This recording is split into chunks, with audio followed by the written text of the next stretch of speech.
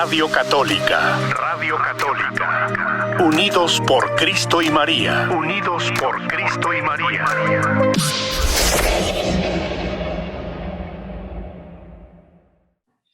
Muy bien, hermanos, me da mucho gusto el poder estar otra vez acompañándolos aquí en este programa Echando las Redes, en el nombre poderoso del Señor Jesús. Acabamos de vivir la experiencia maravillosa hace algunos días en la vigilia de Pentecostés, la solemnidad de Pentecostés, donde celebramos la venida del Espíritu Santo a los apóstoles, el nacimiento de la vida pública de la iglesia. Y en Pentecostés, que fue una experiencia que marcó profundamente la vida de los apóstoles y que le dio esa fortaleza venida de lo alto para salir a evangelizar y anunciar la buena nueva de salvación a los hermanos. Es una experiencia fundamental dentro de la historia de la iglesia católica y también tiene que ser una experiencia fundamental en la historia de la vida de cada uno de nosotros. Yo creo que todos estamos llamados a vivir un nuevo Pentecostés en nuestras vidas, que es reproducir la experiencia que vivieron los apóstoles en aquel momento y poderla vivir de manera personal, de manera familiar, de manera comunitaria, de manera parroquial. De hecho, nos unimos hace algunos días al clamor de la iglesia que dice: ven Espíritu Santo, pidiéndole al Señor que nos concediera esa gracia de un nuevo Pentecostés.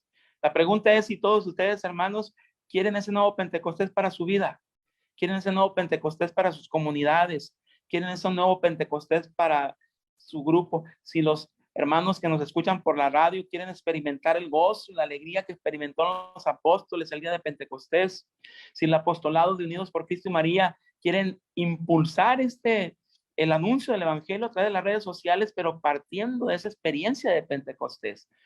La pregunta entonces sería si queremos o no recibir un nuevo Pentecostés personal. Y si la respuesta es sí, que es lo que creo que a lo mejor van a contestar la mayoría de todos ustedes, tendríamos que preguntarnos: ¿y para qué un nuevo Pentecostés en nuestras vidas? ¿Para qué queremos un Pentecostés personal? Vamos a partir de la Sagrada Escritura, mis hermanos. Vamos a buscar el Evangelio de Lucas, capítulo 4.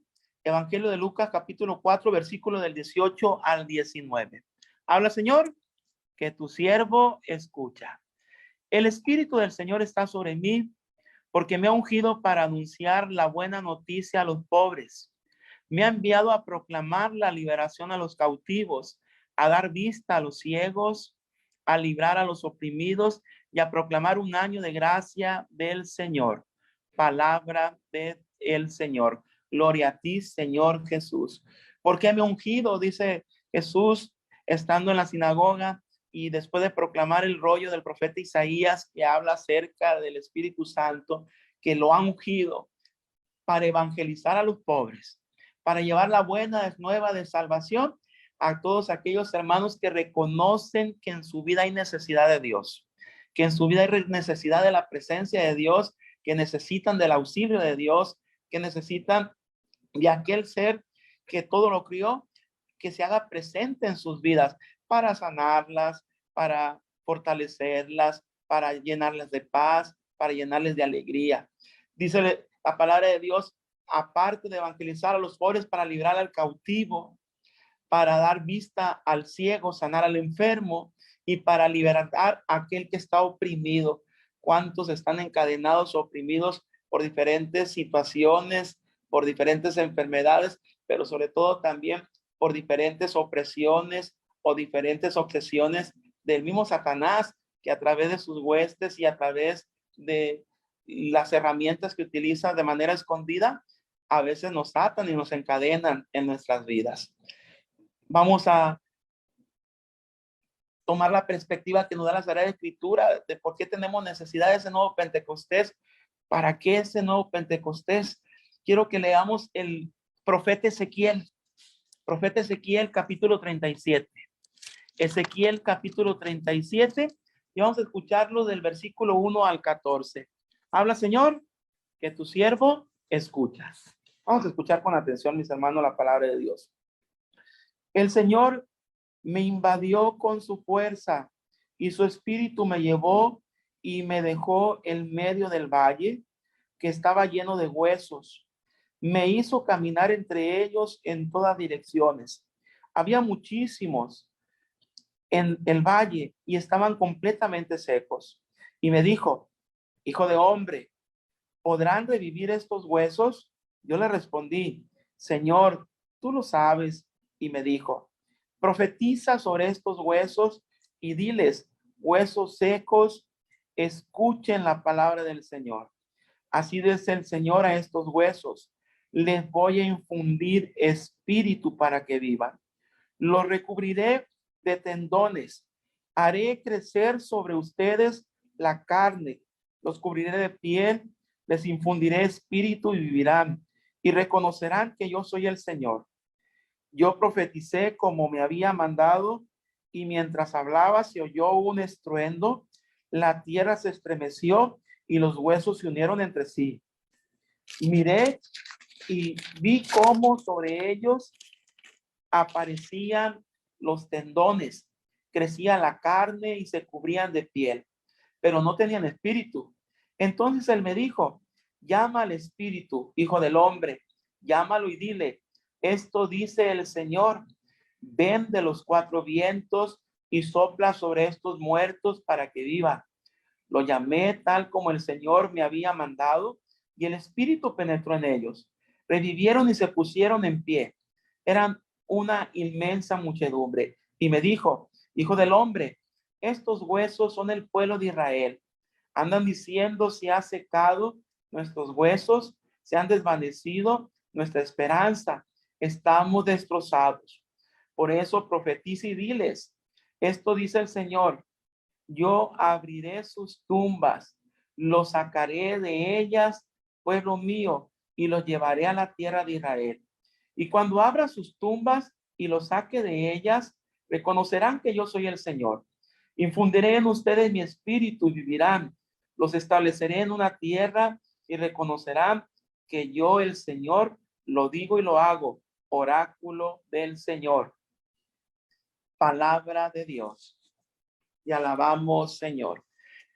Ya vamos entreviendo entonces cuál es la misión, por qué del Espíritu Santo, por qué la experiencia de Pentecostés, el para qué, para constituirnos profetas. ¿Y cuál es la misión del profeta? La misión del profeta es hablar palabra de Dios. La misión del profeta es hablar de parte de Dios a los demás. La misión del profeta es comunicar a Dios a los demás. La misión del profeta es presentar a Dios a los demás. La pregunta sería, en estos tiempos que estamos viviendo, ¿habrá necesidad de presentar a Dios a los demás? ¿Habrá necesidad de ese encuentro con el Señor a los demás? ¿Ustedes qué creen? ¿Sí o no? Mi hermano, ¿cómo se escucha el audio? ¿Se escucha bien?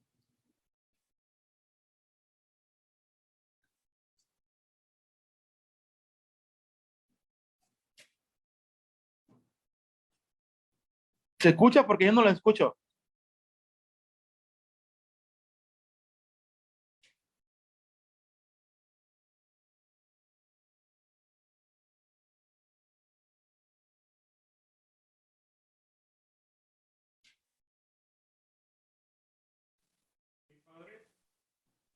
¿Sí hay buen audio?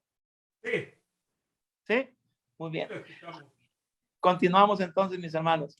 Entonces, ¿para qué era necesidad un nuevo Pentecostés? Porque el Señor ocupa profetas. Ocupa quien se atreva a anunciar de parte de Dios la palabra de Dios, aquel que se reconoce necesitado de Dios. Dice la palabra de Dios en el profeta Ezequiel que hemos proclamado, en el capítulo 37, en el versículo 11, ¿a quién va dirigido el profeta? ¿A quién lo mandó Dios al profeta? Dice la palabra de Dios, versículo 11, y me dijo, hijo del hombre, estos huesos son el pueblo de Israel. Andan diciendo, se ha secado nuestros huesos, se han desvanecido nuestra esperanza y estamos desconcertados. El profeta Ezequiel fue mandado a ir a profetizar a los huesos secos. ¿Quiénes son los huesos secos en el profeta Ezequiel? El pueblo de Israel. ¿Quiénes son los huesos secos en este tiempo? ¿Quiénes son aquellos que necesitan que se profetice de no parte de Dios, que se proclame de parte de Dios? Es el mundo mismo que se ha dejado afectar por el secularismo, El secularismo es la manera de vivir del mundo.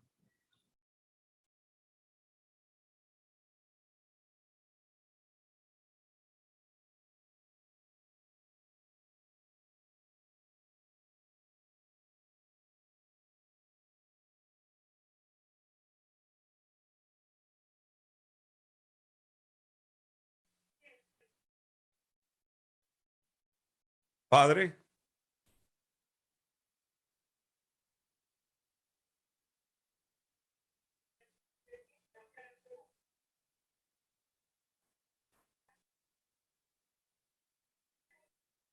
quítale el volumen, quítale el volumen.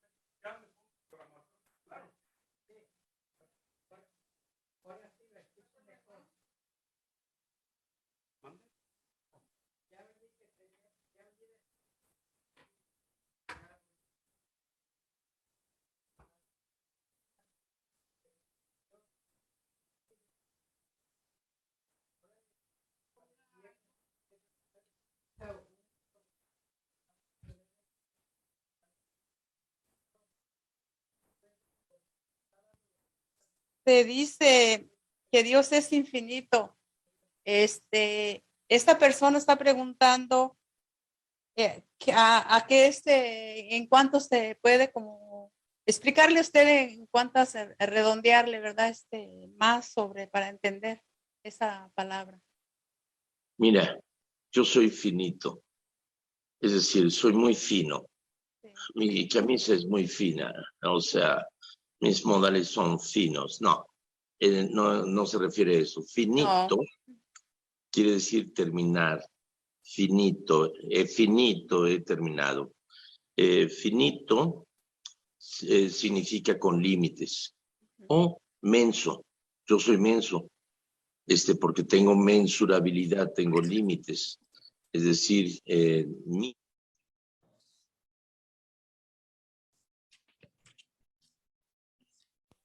Una disculpa, mis hermanos. Hubo aquí un inconveniente que hizo que se desconectara. Adelante, padre, lo escuchamos, padre Marcelino. Discúlpenme, por favor. No, al contrario. Bueno, regresamos a la misión del profeta. Ezequiel fue mandado a profetizar a los huesos secos. ¿Quiénes son los huesos secos ahorita en la actualidad que necesitan de esa proclamación de la palabra de Dios? Los huesos secos son todas aquellas personas que nos hemos dejado afectar por la manera de pensar y de vivir del mundo, por el secularismo. Dice el Directorio General para la Catequesis de 1997 que el secularismo ha afectado a los miembros de la iglesia. Y menciona 4 grupos de personas dentro de la iglesia que se han dejado afectar por la manera de pensar del mundo. El primer grupo son aquellos bautizados que viven al margen de Dios. En este grupo están aquellos que no niegan la existencia de Dios, dicen que Dios existe, son creyentes, pero han decidido vivir su vida al margen de Dios. No van a misa todos los domingos. ¿Cuándo van a misa? Van a misa solamente cuando hay unos 15 años, solamente cuando hay un matrimonio, solamente cuando hay un bautismo, cuando hay un sepelio, o la fiesta patronal, pero de ahí en adelante no se acercan a Dios y han decidido vivir de esa manera. Un segundo grupo son aquellos bautizados que viven su vida de fe a través de los actos de religiosidad popular. Los actos de religiosidad popular, que son los signos externos con los cuales manifestamos lo que hay en nuestro corazón, en el amor a Dios, en el amor a la Virgen, en el amor a los santos, pero que muchas veces necesitan ser purificados, porque hay muchas personas que tienen este tipo de religiosidad popular y van y le encienden una veladora a una imagen de los santos, pasan por todas las imágenes de los santos, le pegan una frotadita, una talladita, pero nunca van delante del santo de santos, que es Jesucristo vivo presente en la Sagrada Eucaristía. Les gusta llevarle flores a las imágenes, les gusta llevarle la banda sinaloense, la música, pero su estilo de vida dista mucho de un estilo de vida auténticamente cristiano. Vemos nosotros cómo dentro de ese grupo también están muchos de los que forman parte de la iglesia por el sacramento del bautismo. El tercer grupo, mis hermanos, son aquellos hermanos que han tenido la oportunidad de prepararse académicamente. Ellos crecieron académicamente, intelectualmente, estudiaron su escuela primaria, su escuela preparatoria, incluso algunos estudiaron su carrera profesional, pero se han quedado en la formación de la fe de los niños, en la catequesis infantil. Y cuando ellos ahora quieren responder a las preguntas que tienen acerca de la fe, la enseñanza que recibieron cuando eran unos niños no les alcanza a responder a las preguntas que ellos se hacen, y muchos de ellos deciden mejor alejarse de la iglesia o alejarse de Dios porque no han crecido en la formación de la fe. Y el cuarto grupo que menciona el Directorio General para la Catequesis son aquellos que niegan abiertamente a Jesús por temor a ser martirizados en aquellos lugares donde por el solo hecho de ser cristianos pueden perder la vida o pueden ser asesinados, y muchos deciden mejor negar que son cristianos a entregar su vida por Cristo en el martirio. A esos son los huesos secos que nos envía el Señor. A esos son los huesos secos que necesitan de la palabra de Dios, que les profetice de parte de Dios. Y la misión del profeta tiene tres objetivos, mi hermano. El primer objetivo lo encontramos en Ezequiel 37:4. Ezequiel 37:4, cuando le dice el Señor al profeta, y me dijo, profetiza sobre estos huesos secos y diles, huesos secos, escuchen la palabra de Dios. ¿Cuál es la primera misión del profeta? ¿Cuál es el primer objetivo del profeta? Que a través del profeta, los huesos secos, escuchen la palabra de Dios. ¿Y cuánta necesidad tenemos ahorita de profetas que se atrevan a proclamar la palabra de Dios? ¿Cuánta necesidad tenemos ahorita de profetas que se atrevan a ser instrumentos para que la palabra de Dios llegue a diferentes lugares, para que la palabra de Dios llegue a diferentes ambientes, para que la palabra de Dios llegue a lugares donde se necesita que la semilla de la palabra de Dios germine una vida nueva? Como lo están haciendo ustedes, mis hermanos, a través de este apostolado tan maravilloso que Dios les ha concedido llevar a cabo a través de la radio y a través de las redes sociales, donde no saben ustedes ni siquiera a quiénes están llegando y no saben cuántos corazones pueden ser transformados por la semilla del evangelio, por la palabra de Dios que es viva y eficaz y que tiene el poder de comunicar vida nueva. ¿Quién dice yo a ese llamado de ser profeta entonces? De ir a anunciar la palabra de Dios a quien le necesita. La segunda misión del profeta viene en el siguiente versículo, el 5, cuando le dice al profeta, así dice el Señor, a estos huesos les voy a infundir espíritu para que vivan. El profeta tiene la función de anunciar la palabra de Dios y de ser instrumento para que el espíritu de Dios se mueva en la vida de aquel que está escuchando la palabra de Dios y genere vida nueva, para que en aquel hueso seco el Señor engendre vida nueva, engendre la vida de Dios que se caracteriza por el amor, la vida de Dios que se caracteriza por la paz, la vida de Dios que se caracteriza por la alegría que el Señor comunica a aquellos hermanos que reciben la palabra de Dios con buen corazón y dejan que la palabra dé fruto de vida nueva a través del Espíritu de Dios que obra de manera eficaz en aquel que escucha la palabra del Señor. ¿Y cuál es la tercera misión del profeta? Lo dice también el siguiente versículo, que es el 6 del mismo profeta Ezequiel, capítulo 37. Los recubriré de tendones, haré crecer sobre ustedes la carne, los cubriré de piel, les infundiré espíritu y vivirán y reconocerán que yo soy el Señor. La misión del profeta es que a través del anuncio de la palabra de Dios, que a través de la vida nueva que el Señor engendra en aquel que le escucha, que el que está siendo evangelizado, el que está recibiendo el mensaje de parte de Dios, pueda reconocer que Jesús es el Señor de su vida, pueda reconocer a Dios como el Señor, pueda reconocer a Dios como aquel al que está dispuesto a entregarle de manera libre, de manera voluntaria, toda su vida, a cambio de una vida nueva, la vida nueva que el Señor quiere compartir con todos aquellos que le abren su corazón. Y todo esto, mis hermanos, parte o empieza desde la experiencia del encuentro con un Cristo vivo. Lo dice el Papa Francisco, el Evangelii Gaudium número 1, que la alegría del Evangelio, ¿quién la experimenta? Aquel que se ha encontrado con Jesucristo. Lo dice también el documento de Aparecida, que el regalo más grande que una persona puede recibir es conocer a Jesús, que lo mejor que nos ha pasado en nuestra vida es encontrarnos con Jesucristo, y nuestra alegría consiste en dar a conocer a Jesús a los demás, en anunciar la palabra de Dios al hermano, en presentar un Cristo que está vivo, aquel que lo necesita. Lo diría también Hechos de los Apóstoles en el capítulo 9, versículo 1 al 20, que nos habla acerca de la conversión de San Pablo, aquel hombre fariseo, Saulo de Tarso, perseguidor de los cristianos, que iba a Damasco con cartas para apresar a los cristianos. ¿Y qué pasa en el camino? A la llegada de Damasco, tiene un encuentro ¿con quién? Con Cristo resucitado, y ese encuentro con Cristo resucitado cambió de manera radical su vida, y de ser un perseguidor de los cristianos, se convierte en uno de los más recios apóstoles, evangelizador de los pueblos paganos, que anunció la palabra de Dios y logró la conversión de miles, de muchos al Señor, de muchas comunidades de su tiempo. Amén.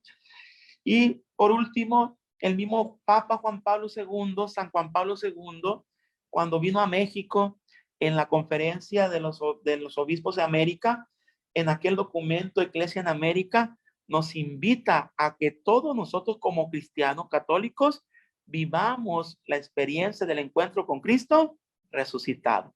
La pregunta es si ya nos encontramos con un Cristo vivo. ¿Ya sabes a qué sabe ese pastel? ¿Ya probaste la experiencia del encuentro con Jesús vivo? A ver, quisiera que levantaran en su casita, quienes están escuchando, en la mano, ¿a quién le gusta el pastel de chocolate? Hermano, ¿a ti te gusta el pastel de chocolate? ¿A quién le gusta el pastel de las 3 leches? ¿A quién le gusta el pastel de zanahoria? ¿A quién le gusta el pay de guayaba? Padre, a ti y a mi hermano nos gustan todos. Pero ¿qué pasa cuando yo voy a una pastelería y veo el pastel a través de una vitrina?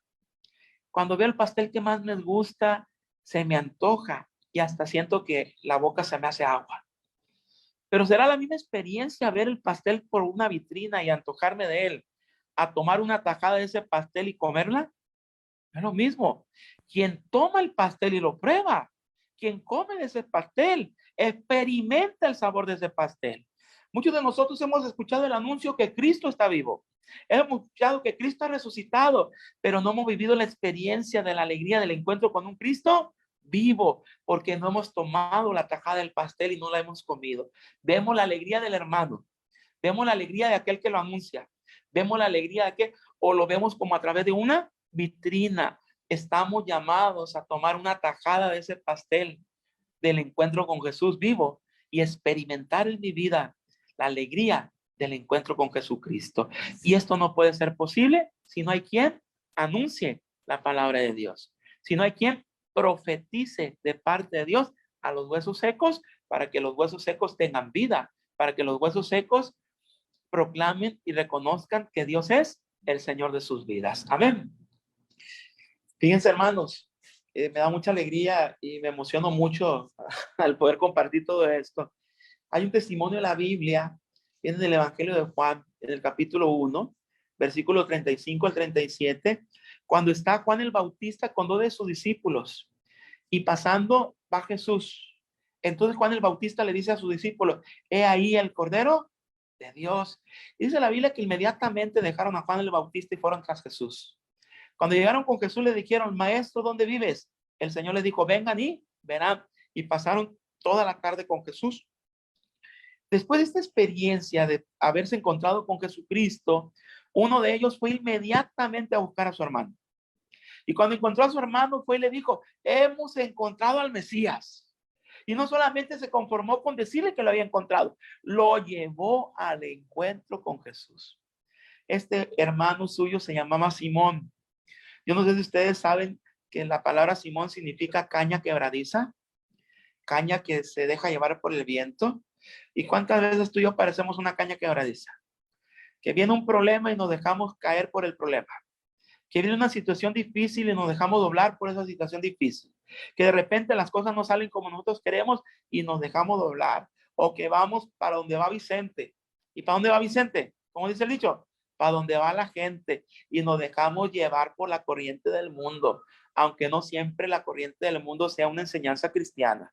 Aunque no siempre la corriente del mundo sea un estilo de vida propuesto según el evangelio o según Jesucristo. Y muchas veces tú y yo parecemos una caña quebradiza. ¿Y qué dice Jesús a Pedro cuando se encuentra con él? Simón, hijo de Juan, ya no vas a ser caña quebradiza. A partir de hoy ya no eres Simón. A partir de hoy te llamas Kefas.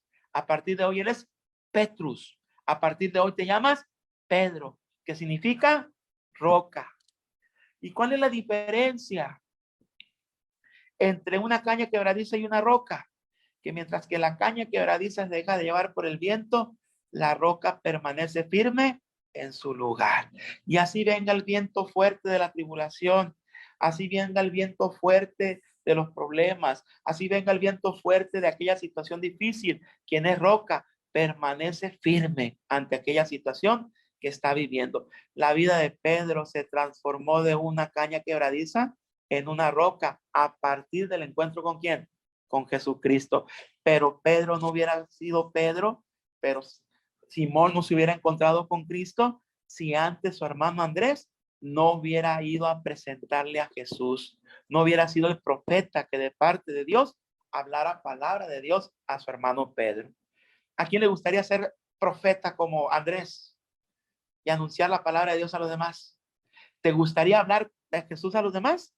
A este acto de anunciar la palabra de Dios, a esta acción de presentar a Jesús a los demás, se le conoce con el nombre de evangelización. Y evangelizar es comunicar buena noticia. Y la noticia más buena que podemos compartir es presentar a Jesucristo a nuestros hermanos, especialmente a aquellos hermanos que más lo necesitan. Amén. Pero ¿saben una cosa, mis hermanos? A mí no me gustaría solamente anunciarlo como lo hace Pedro y como lo hace Andrés, y más adelante les voy a decir por qué. Pero quisiera hacer una pregunta, porque hoy esta pregunta te la hace el Señor a ti. ¿A quién enviaré? ¿A quién enviaré? ¿A quién enviaré? ¿Quién quiere ir de mi parte a profetizar? ¿Quién quiere ser a partir de hoy profeta mío, profeta de Dios, que anuncie la buena nueva de salvación a sus hermanos, que anuncie la palabra de Dios a los demás? Antes de que me contestes, quiero que escuchemos el testimonio de la Biblia de algunos personajes bíblicos que recibieron el llamado de ser profetas. Y fíjate las características de cada uno de ellos antes de responderle a Dios que ellos querían ser sus profetas. Vamos a irnos al libro del profeta Jeremías. Jeremías capítulo 1. Libro del profeta Jeremías, capítulo 1, versículo del 4 al 9. Jeremías capítulo 1, versículo del 4 al 9. Vamos a escuchar con mucha atención, mis hermanos, lo que nos presenta el testimonio del llamado de Jeremías. El Señor me habló así: antes de formarte en el vientre, te conocí. Antes de formarte en el vientre del seno, te consagré. Te constituí profeta de las naciones. Yo dije al Señor: mira que no sé hablar, que soy un niño. Y el Señor me respondió: no digas que soy un niño, porque irás a donde yo te envíe y dirás todo lo que yo te ordene. No le tengas miedo, pues yo estoy contigo para librarte. Oráculo del Señor. Entonces el Señor alargó su mano, tocó mi boca y dijo: mira, pongo mis palabras en tu boca. Palabra de Dios. Te alabamos, Señor. ¿Cuál fue el pretexto que puso Jeremías ante el llamado que Dios le hizo? ¿Le respondió de primera: sí, Señor, quiero ser tu profeta? No. ¿Qué dijo? Mira que soy un niño. soy muy joven. ¿Cuál es el pretexto que tú le pones? Yo ya estoy muy viejo. Ya estoy muy viejo, estoy muy grande. Es que a mí no se me pega nada. Es que a mí todo se me olvida. Es que yo no me acuerdo de nada. ¿Y cuántas veces ponemos pretextos ante el llamado que Dios nos hace ser profetas? ¿Y qué le dijo el Señor al profeta? Irás a donde yo te envíe. No tengas miedo. Irás a donde yo te envíe. Y lo capacita para que él pueda cumplir con esa misión. Si el Señor te está haciendo el llamado para ser profeta, no tengas miedo, mi hermano. Porque el Señor te va a dar lo que tú necesitas. Te va a dar la herramienta que tú necesites para que tú puedas ser su profeta. Amén. Entonces, necesitamos atrevernos. Y otra cosa que me gusta mucho que le dijo a Jeremías y que esto nos va a ayudar mucho también a responderle al Señor al llamado de ser profetas, es de que el Señor le dijo que desde el vientre de su mamá, él había sido consagrado para ser su profeta. Desde el vientre, desde antes de que él naciera, Dios ya lo había escogido para ser su profeta. Y quiero decirte, mi hermano, mi hermana, que a través del sacramento del bautismo, tú y yo también hemos sido consagrados a Dios. Tú y yo también hemos sido separados para vivir para Dios. Tú y yo hemos sido entregados a Dios. Conscientes o inconscientemente, nuestros padres cuando nos llevaron a bautizar, lo mismo tú como papá cuando llevaste a bautizar a tus hijos, le entregaste la vida de tus hijos a Dios y tus padres le entregaron tu vida a Dios el día en que tú fuiste bautizado. Al grado tal que el Señor nos puso un sello a través del cual nos marca como pertenencia suya, que es el sello del Espíritu Santo. Y es un sello que no se borra, ni en esta vida ni en la otra. Un sello que va a permanecer siempre, que nos va a distinguir como pertenencia de Jesús. Mi vida le pertenece a Jesús. Tu vida le pertenece a Jesús. La vida de tus hijos le pertenece a Jesús. La vida de todos los bautizados le pertenece a Jesús por esa consagración. Y la consagración del bautismo nos capacita para ser profetas, para que podamos nosotros anunciar las maravillas de Dios a nuestros hermanos, para que podamos hablar de parte de Dios a los demás, para que podamos anunciar que Jesucristo ha resucitado. Pero el Señor no solamente quiere que lo hagamos como lo hizo Andrés, quiere que lo hagamos también como lo hizo Pedro después de Pentecostés. ¿Y cuál fue la diferencia? Que Pedro después de Pentecostés fue profeta de Cristo con el poder del Espíritu Santo. Y lleno del Espíritu Santo, en una predicación de 3 minutos, más de 3,000 personas se convirtieron al Señor, porque Pedro estaba predicando con poder. Estaba evangelizando con el poder del Espíritu Santo. ¿No les gustaría hacer lo mismo? ¿Poder ser profetas con el poder del Espíritu Santo? Dígame, ¿quién quiere ser de ese tipo de profeta? Amén. Pero hay otro personaje de la Biblia que me sorprende más que Pedro, que es aquella joven de Nazaret, que después de haber quedado llena del Espíritu Santo, de enterarse que su prima Isabel ya estaba en el 6º mes de embarazo, aquella mujer anciana que consideraban estéril, Isabel, cuando escucha el saludo de María, que va llegando a su casa, dice la palabra de Dios que Isabel quedó llena ¿de quién? Del Espíritu Santo. ¿Y qué le dice a Isabel? Dichosa tú porque has creído todo lo que se te ha sido revelado de parte de mí, Señor. Pregunta, ¿quién comunicó el Espíritu Santo a Isabel? ¿Quién se lo comunicó? No fue María, fue Jesús. Jesús que iba en el vientre ¿de quién? De María. Pero que María llevaba a Jesús al encuentro con Isabel. María presentó a Jesús ¿con quién? Con Isabel. María hizo posible que Isabel se encontrara con Jesucristo. Esa es la misión del profeta.